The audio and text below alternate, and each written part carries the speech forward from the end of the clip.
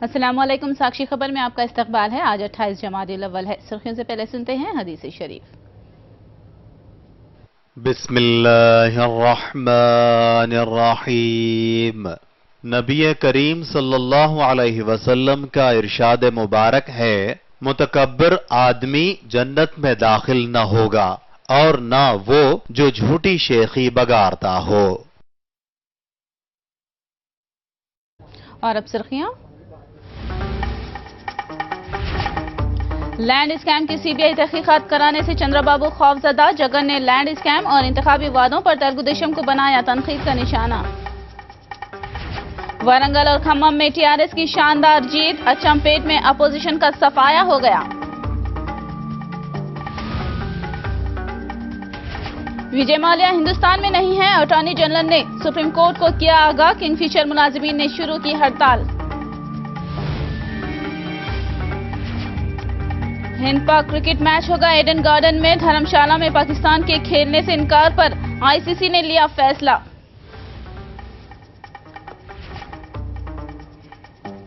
और अब तफसील। आंध्र प्रदेश असेंबली में आज लैंड स्कैम के मसले पर जबरदस्त बहस हुई। वायएसआर कांग्रेस पार्टी ने लैंड स्कैम पर हुक्मरान तेलुगुदेशम को शदीद तनकीद का निशाना बनाया।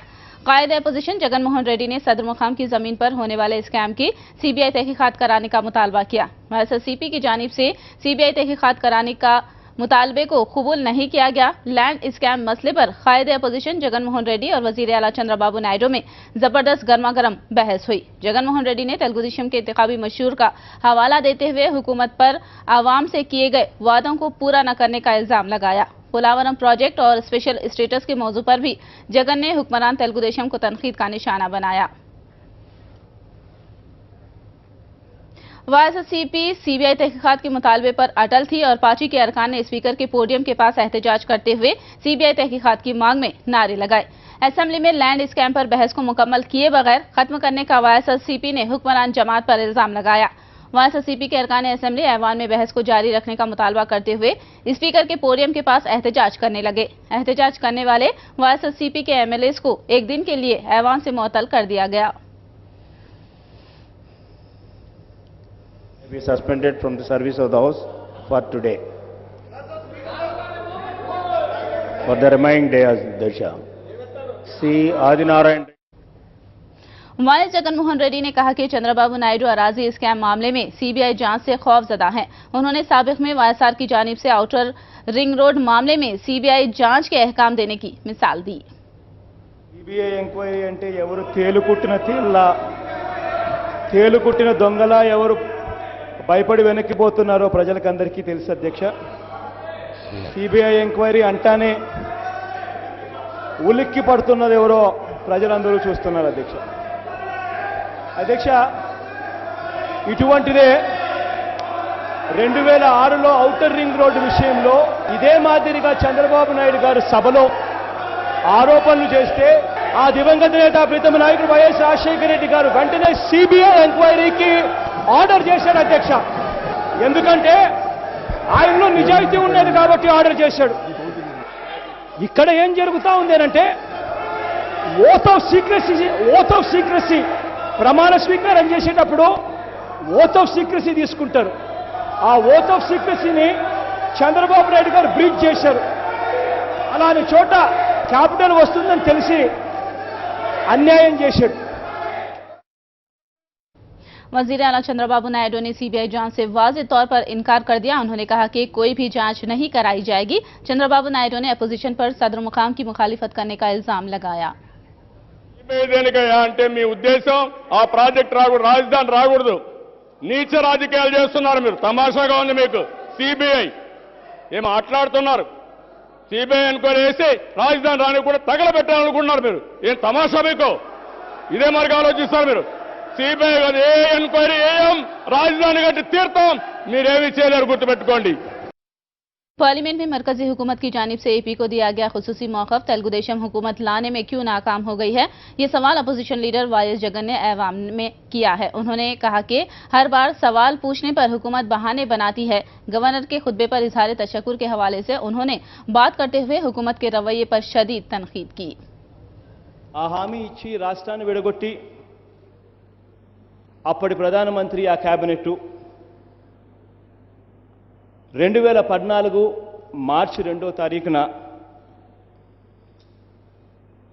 క్యాబినెట్లో నిర్ణయం తీసుకుని తీర్మానం చేసి ప్లానింగ్ కమిషన్కు ఆదేశాలు కూడా జారీ చేశారు.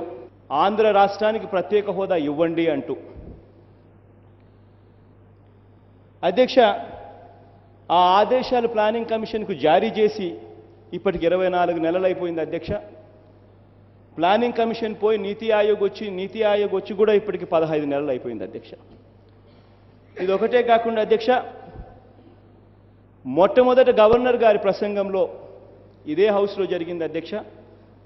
ఆ ప్రసంగంలో స్పీచ్లో ప్రత్యేక హోదా కనీసం 15 సంవత్సరాలు ఉండేలా తెస్తామని కూడా ఇదే సభలో ముఖ్యమంత్రి గారు గవర్నర్ చేత చెప్పించారు. ఇప్పటికి 2 ఏళ్ళు అయిపోయింది అధ్యక్ష. ప్రతి సందర్భంలోనూ ఏదో ఒకటి చెప్పుకుంటూ కాలం నెట్టేస్తూ ఉన్నారు. ఇప్పటికి 2 ఏళ్ళు అయింది. కథలు చెప్తా ఉన్నారు, మేము చూస్తూనే ఉన్నాం అధ్యక్ష. इतना ज्यादा झूठ बोलने वाली हुकूमत दुनिया में कहीं नहीं होगी। अपोजिशन लीडर वाई जगन ने वक्फे सवालात के दौरान ये रिमार्क किया। उन्होंने कहा कि कर्ज माफ करने का वादा करके किसानों का कर्ज माफ नहीं किया गया। कर्ज माफी के हवाले से वादा खिलाफी पर एहतजाज करते हुए वाई जगन ने ऐवान से वॉकआउट का ऐलान किया। చంద్రబాబు నాయుడు గారు కట్టద్దు అని చెప్పిన దానికి రైతులకు ఇవాళ అపరాధ వడ్డీ కింద 14% నుంచి 18% ఇవాళ బ్యాంకులు రైతుల దగ్గర నుంచి వడ్డీలు వసూలు చేస్తూ ఉన్నారు. అధ్యక్ష, 87,612 కోట్ల మీద ఈ 2 సంవత్సరాలలో రైతులకు వడ్డీలు మాత్రమే పడింది 24,000 కోట్ల రూపాయలు రైతులు వడ్డీలే కట్టారు అధ్యక్ష. అటువంటిది చంద్రబాబు నాయుడు గారు ఈ 2 సంవత్సరాలు కలిపి ఇచ్చింది ముష్టేసినట్టు 7,300 కోట్లు 7,400 కోట్లు అని చెప్పి మంత్రి గారు చెప్తా ఉన్నారు. నిజంగా వడ్డీలలో 3వ వంతుకు కూడా సరిపోని పరిస్థితి అధ్యక్ష. అధ్యక్ష, ఇది చివరికి ఏ స్థాయిలో ఉందనంటే అధ్యక్ష, బావకే మాఫీ కాలేదు. చంద్రబాబు నాయుడు గారి సొంత బావ అధ్యక్ష, మిమ్మల్ని నమ్మి ఓట్లేసి మోసపోయారు. రుణమాఫీ ఓ మాయ. ఆక్షన్లు అధ్యక్ష, బంగారం వేలం వేస్తా ఉన్న ఆక్షన్లు రోజు పేపర్లలో వస్తాయి ప్రకటనలు. ప్రభుత్వం ఇచ్చిన సమాధానం ఏమిటంటే అధ్యక్ష, ప్రభుత్వం దృష్టికి వచ్చిందా, ప్రభుత్వానికి తెలుసా బంగారం ఆక్షన్ వేస్తా ఉన్నారంటే ప్రభుత్వం ఎంత నిర్లక్ష్యంగా చెప్తా ఉందంటే. Please stop it. There is a limit for the question hour. లేదండి అధ్యక్ష, మీరు ఏ ప్రశ్న చెప్పారో ఆ ప్రశ్న చదువుతున్నాను. దానికి మీరు ఇచ్చిన రిప్లైకి మేము వాకౌట్ చేస్తున్నామని చెప్తున్నాం. చెప్పండి. ప్రశ్న చెప్పాలి కదా. ప్రశ్న ఏం ప్రశ్న చెప్పాలి కదా. మోర్ దాన్ 10 minutes ప్రశ్న మీకన్నా అర్థం కావాలి కదా చెప్పడానికి. ఎన్నికలకు ముందు అబద్ధాలు చెప్పి ఆ తర్వాత మోసం చేసి వాళ్ళ ఆత్మహత్యలకు కారణమైనందుకు నిరసన తెలుపుతూ ఈ ప్రశ్నకు మేము వాకౌట్ చేస్తా ఉన్నాం.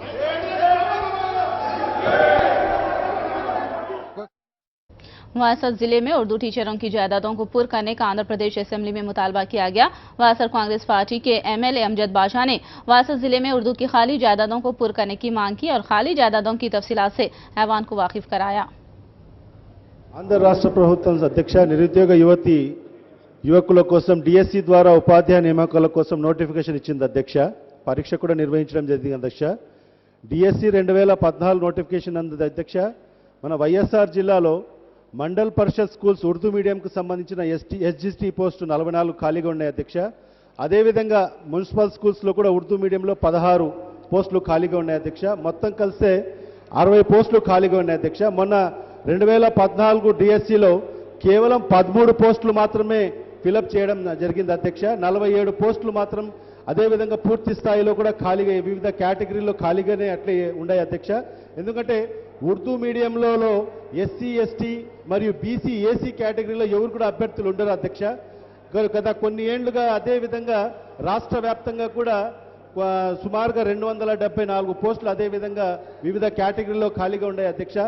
ఎందుకంటే అర్హత కలిగిన ఉర్దూ మీడియం చదివిన అభ్యర్థులందరూ కూడా ఈరోజు వాళ్ళు ఓపెన్ కేటగిరీలో వాళ్లకు అవకాశం దొరక్క చాలా ఇబ్బంది పడుతున్నారు అధ్యక్ష. మరి ఉర్దూ మీడియం స్కూల్స్లో కూడా ఉపాధ్యాయుల కొరత కూడా తీవ్రంగా ఉంది అధ్యక్ష.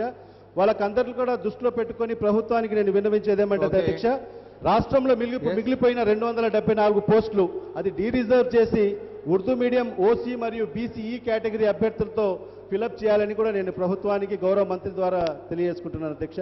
ఓకే. అధ్యక్ష, గౌరవ సభ్యులు చెప్పినట్లు ఉర్దూ టీచర్ల యొక్క పరిస్థితిని ఈ ప్రభుత్వం తీవ్రంగా పరిశీలిస్తూ ఉంది. సంబంధిత శాఖ మంత్రికి చెప్పి తగిన చర్యలు తీసుకుంటాం అధ్యక్ష. फिलहाल लेंगे एक ब्रेक के बाद खबरों का सिलसिला जारी रहेगा।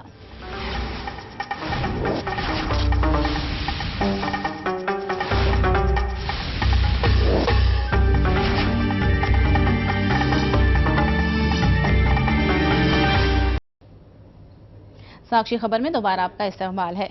महबूबनगर के अचमपेट बल्दी इंतखाबात में टीआरएस ने अपने हरीफ जमातों का सफाया कर दिया है। अचमपेट के तमाम 20 वार्ड्स पर टीआरएस ने कामयाबी हासिल करते हुए पंचायत पर कब्जा जमा लिया और अपोजिशन जमातें कांग्रेस, तेलुगुदेशम और बीजेपी को एक वार्ड पर भी कामयाबी हासिल नहीं हुई। टीआरएस के 9 मुंतखब वार्ड मेंबर्स अचमपेट में चेयरमैन को मुंतखब करेंगे। अचमपेट पंचायत के 20 सीटों पर 6 मार्च को वोट डाले गए थे।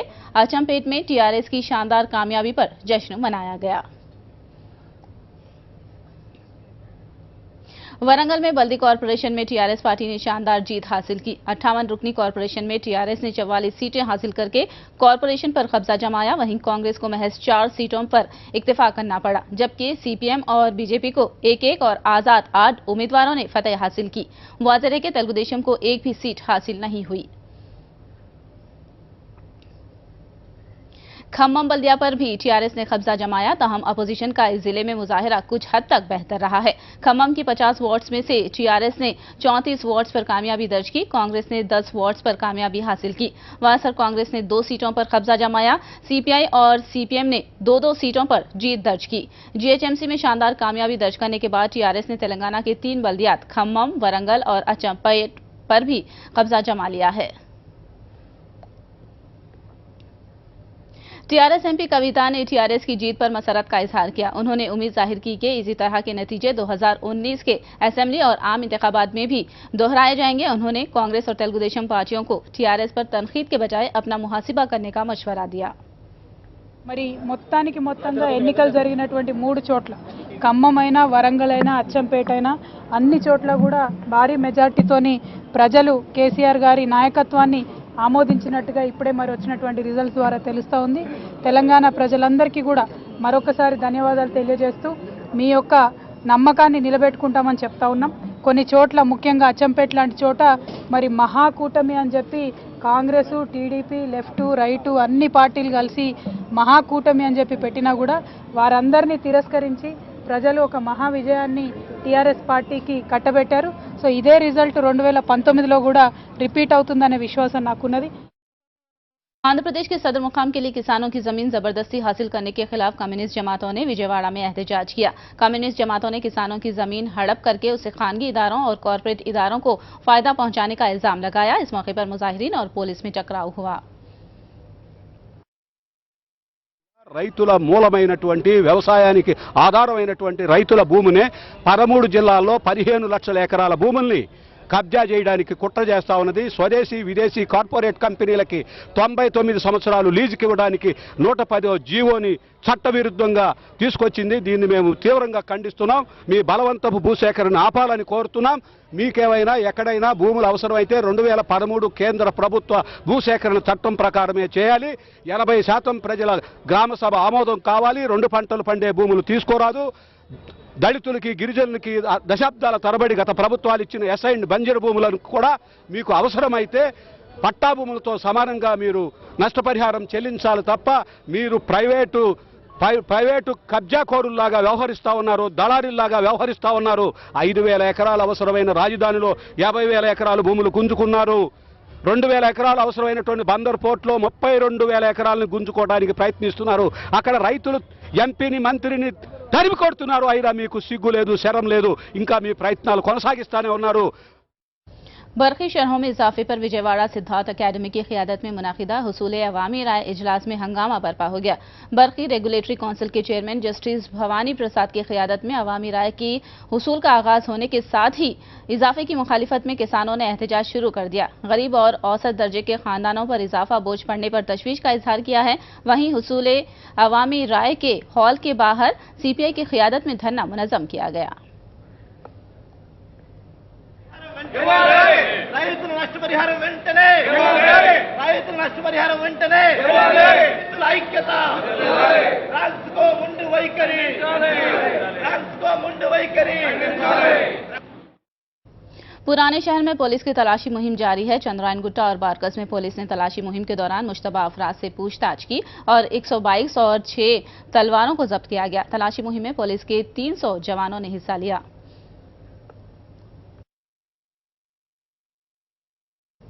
अमेरिका में हाल ही में सड़क हादसे में हलाक होने वाले तेलुगु तालिब इल्म जॉय मैथ्यूज की लाश को हैदराबाद लाया गया। मंगल की रात लाश शमशाबाद एयरपोर्ट से अराकीन खानदान ने लाश हासिल कर ली।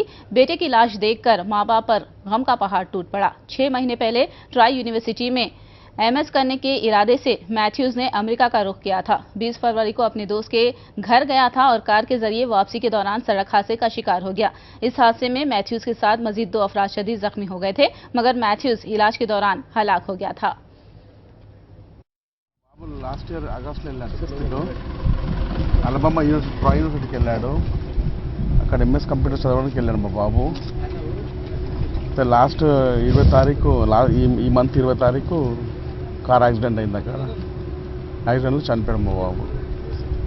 సో మీకు ఎట్లా ఇన్ఫర్మేషన్ ఇచ్చారు? మా కాలేజ్ వాళ్ళు ఇచ్చారు ఇన్ఫర్మేషన్. ఎట్లా తెలియదు? అది కార్లో వెళ్తుంటే ఒక అమ్మాయి గుద్దదని చెప్పారు. అది అక్కడ తాండవాళ్ళు కూడా అదే చెప్పారు, అక్కడ అందరూ అదే చెప్పారు అనమాట. అలా చనిపోయాడు బాబు. ఇది 20 తారీఖు ఫిబ్రవరి 20 తారీఖు పొద్దున 3:45 AM జరిగింది మార్నింగ్ పూట. అది बीजेपी पार्लिमानी कमेटी का इजलास दिल्ली में मुनक़िद हुआ। इस इजलास की सदारत अमित शाह ने की। इजलास में वज़ीर आज़म नरेंद्र मोदी, LK अडवाणी और अरकान पार्लिमान ने शिरकत की। अमित शाह ने तकरीर करते हुए बजट की तारीफ की और बीजेपी अरकान पार्लियामेंट को बजट के फायदों से अवाम को वाकिफ कराने का मशवरा दिया। भारतीय जनता पार्टी का संसदीय बैठक में हमारा पार्टी का अध्यक्ष श्री अमित शाह जी ने सभी संसद सदस्यों को मार्गदर्शन किया है। उन्होंने बजट के बारे में तारीफ करते हुए कहा, ये बजट लोकप्रिय है, सर्वजन का हित में बनाया हुआ बजट है, हर एक वर्ग खुश है। केवल सत्तारूढ़ पक्ष का समर्थक लोग नहीं, विपक्ष लोग भी इसका प्रशंसा कर रहे और देश भर में इसके बारे में चर्चा हो रही। उनका कहना यह है, ये बजट में जो स्कीम्स है उस स्कीम्स का उद्देश्य और उस स्कीम्स को जनता तक कैसा पहुंचाए और लोगों को कैसा लाभान्वित करे। स्टेट बैंक्स ग्रुप में 13 बैंकों की जानिब से सुप्रीम कोर्ट से रुजू होने के बावजूद भी किंगफिशर ग्रुप के चेयरमैन विजय माल्या को मुल्क छोड़ने से रोक नहीं पाए। माल्या के करीबी जराये का कहना है कि हिंदुस्तान छोड़कर लंदन में सुकूनियत इख्तियार करने के लिए माल्या रवाना हो चुके हैं। इस मामले पर सुप्रीम कोर्ट में उनके वकील से दरियाफ्त किया गया तो उन्होंने लाइल्मी का इजहार किया। 9,000 करोड़ रुपए के खर्च की अदायगी तक माल्या को मुल्क छोड़ने की इजाजत न देने की बैंकों की जानिब से अपील भी बेफैज साबित हुई। इस पर बैंकों की जानिब से कर्ज वसूली में खामोशी से मुतालिक ईडी ने मुकदमा दर्ज किया है। कर्ज बाजियाब ट्रिब्यूनल डी या जेया की जानिब से हासिल होने वाले $74 मिलियन और रिटायरमेंट फंड से $40 मिलियन विजय माल्या की जानिब से निकालने की खबर ने सनसनी फैला दी है। इस केस की अगली समाअत 28 मार्च को मुकर्रर की गई है। Expect Supreme Court to give an order. We expect Supreme Court to impound his passport. We expect Supreme Court to see and ensure that he does not live in India, leave India, and is forced to pay back the loan that he has defaulted. Kingfisher airline के मुलाजिमीन ने तनख्वाहों की अदायगी का मुतालबा करते हुए एहतजाज किया। मुलाजिमीन ने बताया कि उन्हें कई महीनों से तनख्वाहें नहीं दी जा रही हैं। किंगफिशर के मुलाजिमीन ने वजीर आज़म नरेंद्र मोदी से इस मामले में मदाखिलत करने की अपील की है। लोगों के जरिए कि जो हमारा किंगफिशर ने सैलरी इतने साल से रोक के रखा है अभी पता चला है कि मिस्टर माल्या जो है वो देश छोड़ के जाने वाले हैं। उसके बाद में हम अपनी सैलरीज की जो मांगे हैं, जो हमारी सैलरीज है, जो हमारा बकाया, वो कौन देगा। तो इसके चलते हमने सोचा कि ये प्रोटेस्ट करके हमको गवर्नमेंट को, प्राइम मिनिस्टर नरेंद्र मोदी साहब को और सारी जो गवर्नमेंट की एजेंसीज है जैसे डीआरटी है, उनको यही विनती करनी है कि अगर वो हमको इस बार नहीं हेल्प करेंगे, तो उनकी मदद नहीं होगी, तो हमारा ये हजारों लोगों का जो है अपना जो लाइवलीहुड है वो चले जाएगा। और उसके चलते हम लोग बहुत सारे दिक्कतें ऑलरेडी फेस किए हैं, इसके आगे भी हम लोग दिक्कतें फेस करते रहेंगे। हिंदुस्तान और पाकिस्तान के दरमियान होने वाले क्रिकेट मैच को धर्मशाला से कोलकाता के ईडन गार्डन मुंतकिल किया गया है। सिक्योरिटी के हवाले से खदशात के पेश नजर दिल्ली में आईसीसी की जानिब से प्रेस कॉन्फ्रेंस में ये ऐलान किया गया। आईसीसी ने कहा कि सिर्फ मुकाम बदला है, तारीख और वक्त में कोई तब्दीली नहीं की गई है। Match between India and Pakistan from Dharamshala to Calcutta. The match will take place in Calcutta Eden Gardens on the same date and time as the originally announced match, that is the 19th of March at 7:30 p.m. The decision has been taken on security, for security reasons.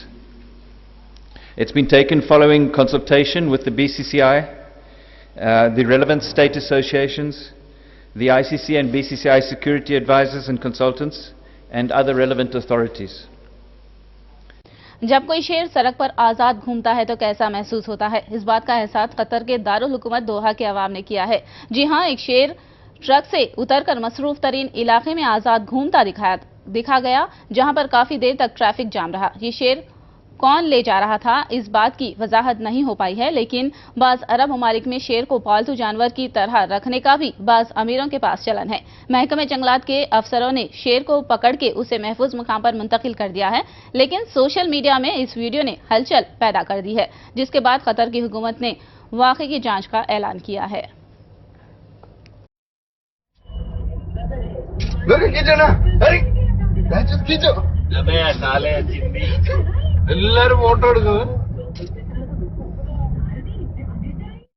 आखिर में सुर्खियां एक बार फिर।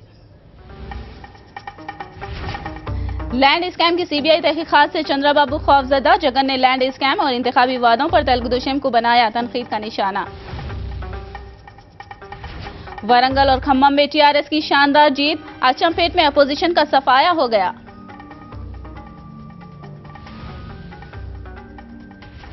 विजय माल्या हिंदुस्तान में नहीं है, attorney general ने supreme court को किया आगाह, किंगफिशर मुलाजिमीन ने शुरू की हड़ताल। हिंद पाक क्रिकेट मैच होगा ईडन गार्डन में, धर्मशाला में पाकिस्तान के खेलने से इनकार पर आईसीसी ने लिया फैसला। साक्षी खबर में फिलहाल इतना ही। साक्षी टीवी पर खबरों का सिलसिला जारी रहेगा।